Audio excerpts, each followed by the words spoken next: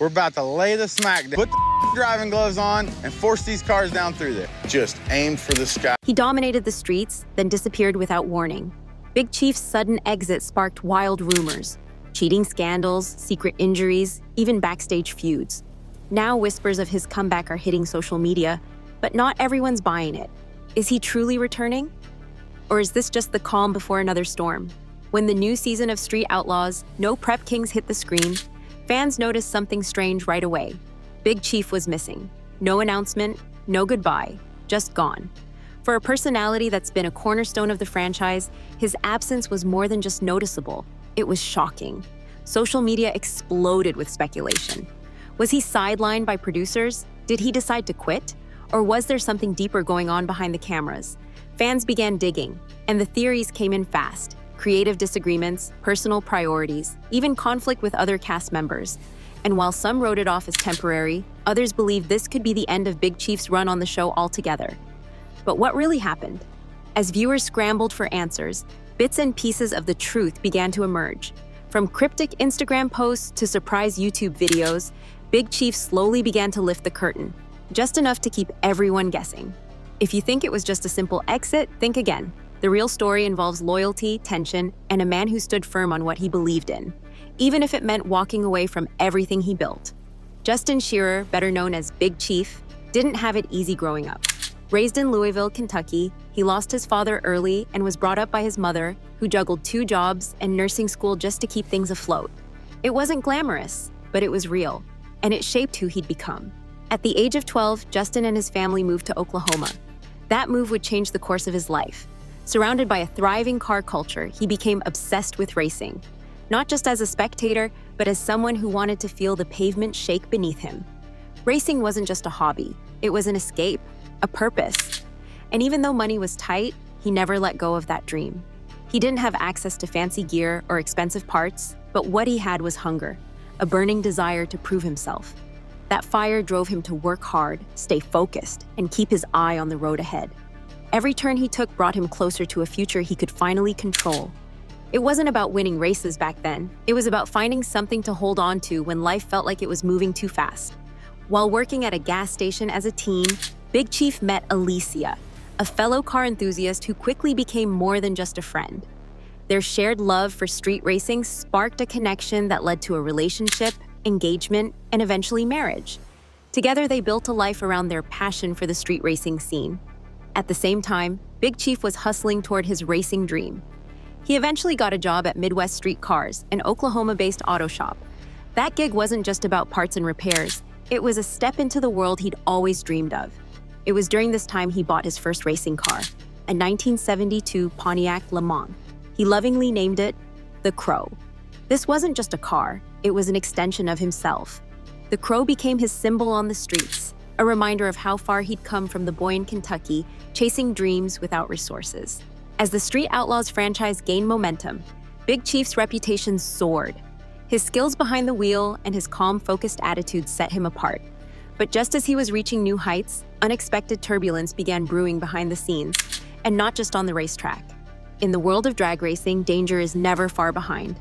And one race in 2015 proved just how quickly things could go wrong. While racing against Brian Chucky Davis, Big Chief's car crossed the center line and collided with Chucky's, flipping violently and landing in a ditch. The crash was brutal. The Crow was destroyed, and Big Chief sustained serious injuries, including spinal issues and a broken collarbone. Fans held their breath, unsure if he would recover, let alone race again. For someone who had built his life around speed and control, being sidelined was more than just physical. It was emotional. From the hospital, Big Chief posted an emotional update, thanking fans and giving insight into his condition. Despite the pain, he stayed positive, focused on healing, and determined to return.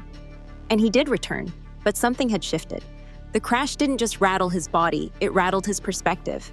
It reminded him of how quickly everything could change. Even as he pushed forward, many began to notice a more thoughtful, calculated side of Big Chief.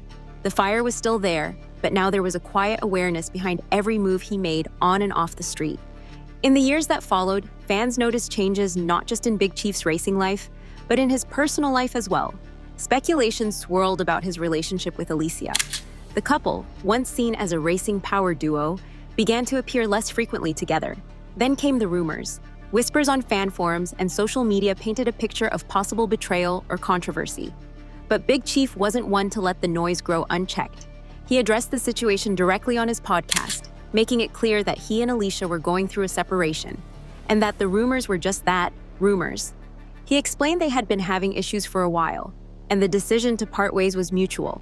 The gossip only intensified when a new face entered the picture, Jackie Braasch, a fellow racer and member of a women's motorsports group.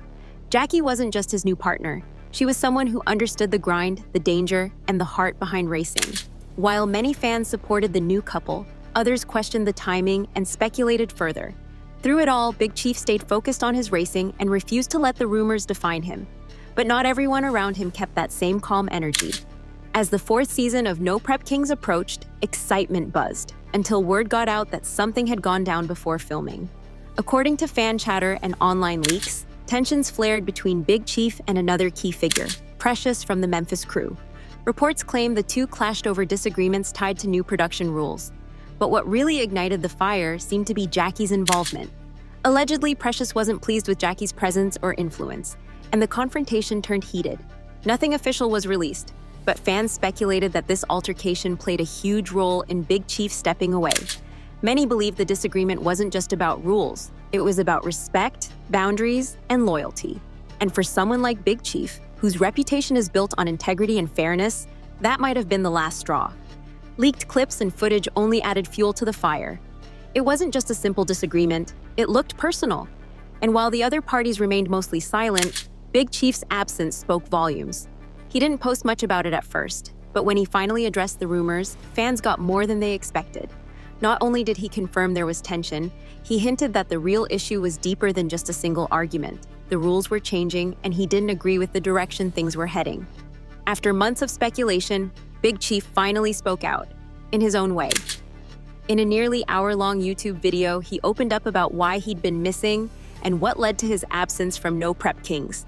The main issue? Production policies. Specifically, he called out the Race Your Way In rule, a policy that allowed select racers to compete in preseason events to earn a spot on the show. While the idea sounded fair, Big Chief believed it was being applied unevenly. He felt that certain racers, especially from the Memphis group, were getting preferential treatment while others were left out. He wasn't angry, he was disappointed. To him, racing had always been about equal opportunity and earning your spot with performance, not politics. In the video, he also explained that he'd stepped away before, for his own peace of mind and to spend more time with family. This time, though, it felt different. The atmosphere around the show had changed. The rules didn't align with his values anymore. Still, he didn't close the door completely.